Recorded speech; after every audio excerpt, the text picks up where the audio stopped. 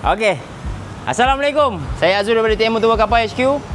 Hari ini saya nak try review pula untuk model-model klasik. Ada promotion tau untuk model klasik ni. Salah satu dia okey, saya review untuk Royal Enfield. Okey, Royal Enfield ni harga asal dia 15,800. Disebabkan kita buat promotion, saya bagi harga baru 15,300. Tahun 2023, mileage baru 17k. Position motor memang cantik, color memang cantik, condition tu pun cun-cun Cina orang cakap. Bebas jatuh motor ni dengan harga jualan promotion 15,300. Okey, belakang dia ada Triumph. Ni Triumph model Speed 400, mileage baru 20k.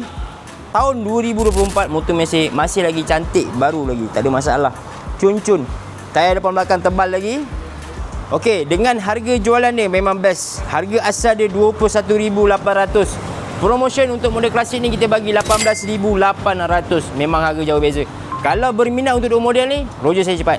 Okey, kita ada CB 350 RS, ada 2 biji. Okey, saya go through je untuk model ni. Harga dia 17,800. Tahun 2018 boleh masuk loan kredit. Depo dia minimum 5,200 untuk 278 selama 84 bulan. Ada 2 biji. Yang ni standard, yang ni ada aksesori. Ada bag kiri dan kanan. Exhaust dah tukar daripada GB Racing. Ada fairing tambahan daripada owner lama.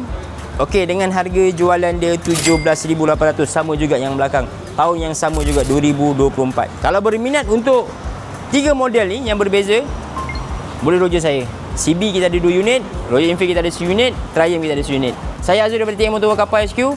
Beli motor, jual motor, cari di TM Motor Kapal HQ. Jumpa lagi pada sesi yang akan datang. Assalamualaikum, selamat petang, bye bye.